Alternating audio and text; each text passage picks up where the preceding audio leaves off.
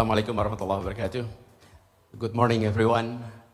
Pak Sutanto, Ibu Santi, and all distinguished speakers, participants of the MMA Impact Indonesia, ladies and gentlemen. It is indeed an honor and privilege for me to be invited into this forum.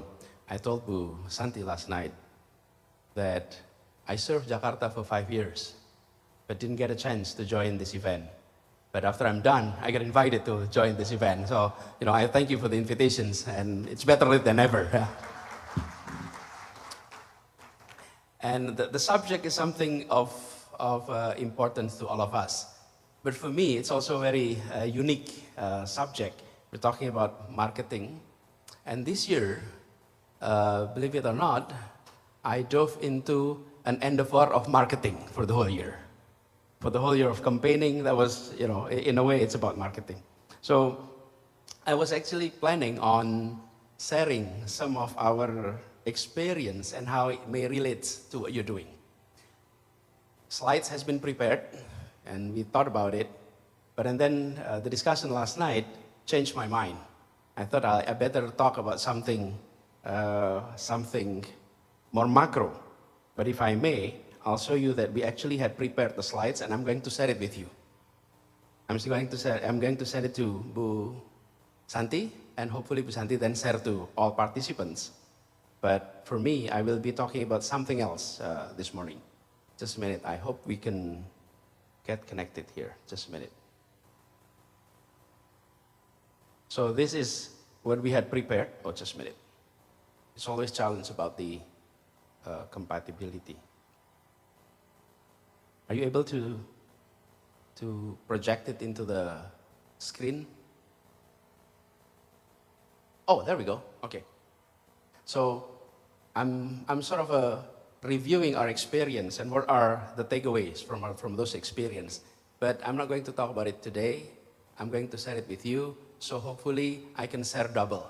On the one hand, I share my experience. On the other hand, I'll share some of my view about the future of this industry and perhaps of the community, especially the young community.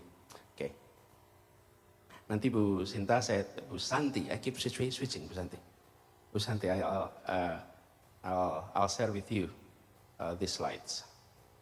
Now, what I will be talking about, I don't have a slide with me because it's not something that I prepared previously. But what I'm going to discuss today is about, hold on just a minute. This is what happened when your previous job is a university lecturer. You tend to operate everything yourself, right? Now, what I'd like to share is about where we are in Indonesia and the transformation that the world is undergoing and how it impacted us and how digital economy is also impacting us. So Indonesia stands at a critical juncture in its digital journey. Our digital transformations here in the country is not just an option, it is an imperative for our nation's progress and prosperity. We know, as it was mentioned earlier, the internet users of Indonesia by 2022 was about 204 million. It represented about 74% of our populations. And we have a robust foundation for digital growth. The digital economy itself is projected to be our next engine of economic growth, with the potentials to reach 146 billion by 2025. However, this transformation will not only touch one or two sectors. It will touch every sectors from e-commerce to fintech to healthcare to education. And as we navigate this digital horizon, we must ensure that our transformations is 1, inclusive, 2, sustainable, 3, align with our cultural values. I'll explore those 3 aspects. We all have witnessed that our economy, with all the plus and minus, can be considered as resilience. And our GDP growth is projected to reach 5.3 in 2024 this year. And hopefully, this growth continue in the years to come. But I'd like to to discuss here is this. Despite global economic challenges, Indonesia's economy remains stable.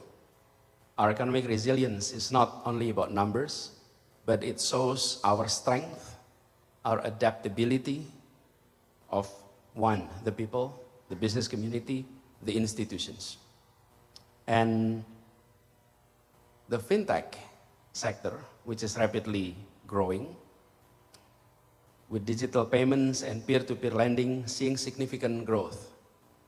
The digital services, including educational tech and health tech, are expanding access to essential services across the nations.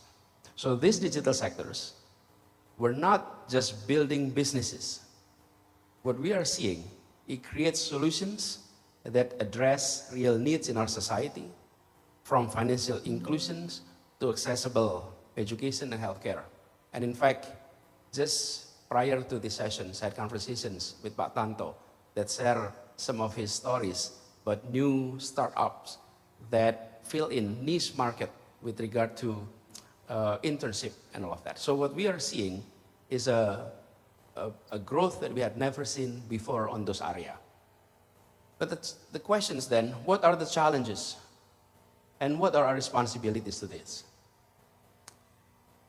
We understand that every nations have their own challenges when it comes to digital technology and economy. So is Indonesia. The first challenge that we have is how do we address the digital divide and ensuring inclusive growth. That is one issue. As we embrace the digital future, we must also ensure that no Indonesians is left behind. The digital divide is not about access to technology. Let's not overlook this issue. It is about access to opportunity. Yes, internet penetration has reached 74% of the populations, but still the gap between urban and rural were very significant.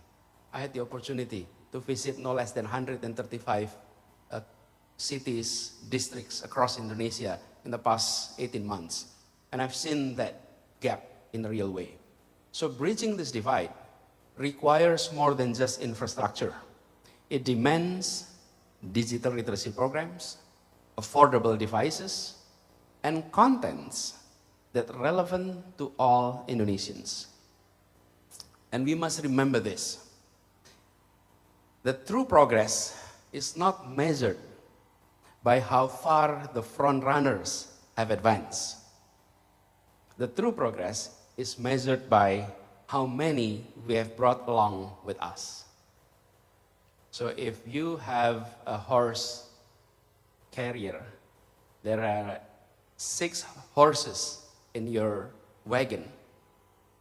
Which horse will determine the speed of the wagon?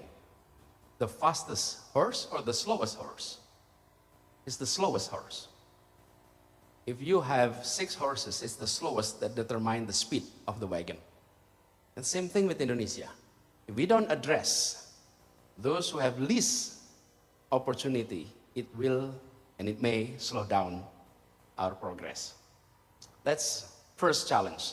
The second challenge is balancing innovations with cultural values and social responsibilities. Innovation is crucial for our nation growth, but it must be anchored in our culture. It must be anchored with social responsibility. So the rise of digital financial services must improve, and that we have to ensure that these innovations do not erode our communal spirit of, for lack of other word, gotong royong, or collaborations. Our challenge is to harness technology in ways that strengthen our social fabrics. So we must innovate not just in technology, but in how we apply it to uplift our society. We must understand that the most valuable innovations are those that enhance our humanity, not to replace it. Let me underline it. The most valuable innovations are those that enhance our humanity, not to replace humanity. That's the second challenge.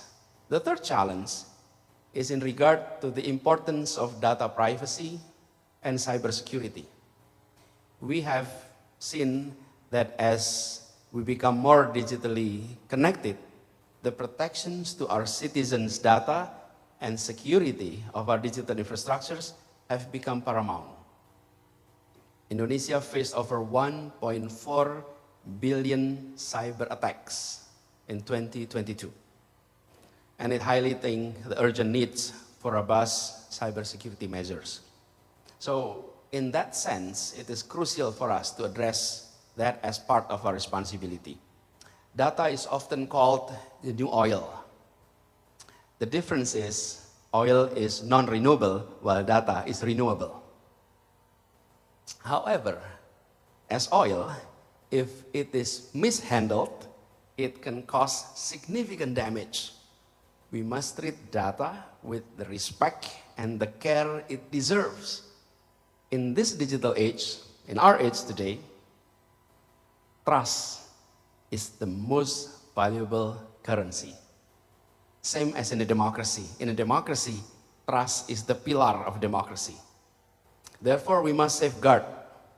We must safeguard trust through strong data protections and cybersecurity measures. So these challenges are significant, but there are also opportunities.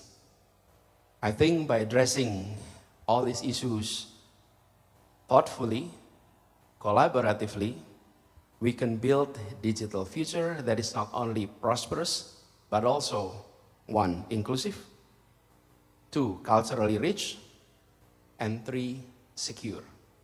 This is the Indonesia approach that I think we must strive for a nation that leads in innovation while staying true to its values and it's protecting its people. So how do we move to the future? Let me point out a few points.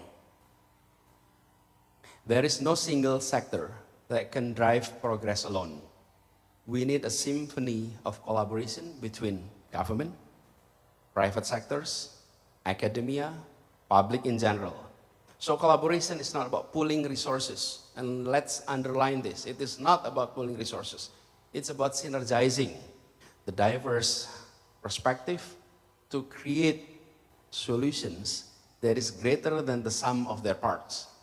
In this digital age, the walls between sectors are becoming permeable, and our success will be determined not by how well we operate within our silo, but how effectively we bridge between silos. So innovation is not about technology, it's about mindset.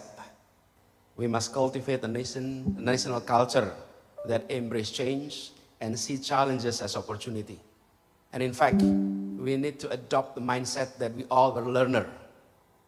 I think if we have seen the transformation, how we view advanced country. In the past, we called it as first world, second world, third world. Developed nations, developing nations. Today, what we are seeing is learning nations as the brand of countries, nations that want to call itself as advanced nations. Learning nations. So in that aspect, we must create an environment where ideas can flourish regardless of their origin. Open-mindedness is key. And in a world of constant change, the most valuable skill is not knowing all the answers, but knowing how to ask the right questions. I remember when I served as Minister of Education and as the Governor of Jakarta, I often meet teachers in this digital age. Teachers, technology, long-distance learning were something that has been practiced, especially after the pandemic. So I often ask these simple questions. Can technology replace teacher? Can digital technology replace teacher? And when I share that questions with our teachers, most of them will say, no way, Pak. There is no way this technology is going to replace my role. And then I said, perhaps I posed the wrong questions. Perhaps the question is not about can technology replace teachers? Perhaps the question should have been, what kind of teachers were replaceable by technology, and what kind of teachers can never be replaced by technology. And can we reflect on ourselves? Are you the kind of teachers that can be replaced by technology, or you're the kind of teachers that cannot be replaced by technology? Teachers who are repetitive, mechanistic, recycling materials, they can easily be replaced by technology. But teachers that inspired, that move their students, I think it'd be very difficult for technology to replace them. So posing the right questions is very critical these days. And now, as this forum is about marketing, so marketers were not just promoters of products. They are architects of desire and shapers of culture. In our digital future, your role is more crucial than ever. As marketers, you have the power, not just to reflect society, but you have the power to shape our society. The power that is unique. Therefore, use this power responsibly to promote values that will build a better Indonesia. In the digital age, attention is the new currency. And as marketers, you have the responsibility to ensure that this currency, that attention, is spent on things that truly matters for our national progress. The digital future of Indonesia is not predetermined destination. It is a path that we create in every step of the way. By fostering collaboration, embracing innovations, and harnessing the power of marketing, we can ensure that this path leads to a more prosperous, more equitable, and connected Indonesia. And that future is on our hand, and I think it is an opportunity for us to shape it together. So in conclusion, there are a few things I'd like to underline. Indonesia is not just a participant in the new digital era. We have to poise to be leaders in the global stage. Our nation, with its rich diversity, with its unity, with its youthful populations and entrepreneurial spirit, we have all the ingredients to become a true digital powerhouse. And we'd like to see our entities that is grown in Indonesia menjadi tuan rumah di negeri sendiri dan tamu mempesona di negeri orang.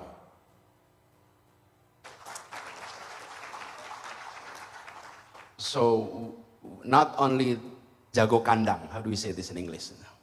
Jago kandang. We're good in our home, but we also be impressive in the outside world.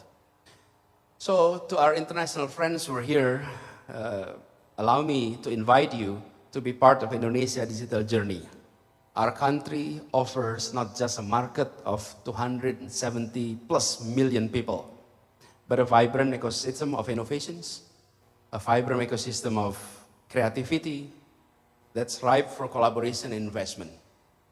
And for my fellow Indonesians, if I may, I'd like to call upon you to embrace this digital transformation, not just as a business opportunity, but as a national mission. Let's harness the power of technology.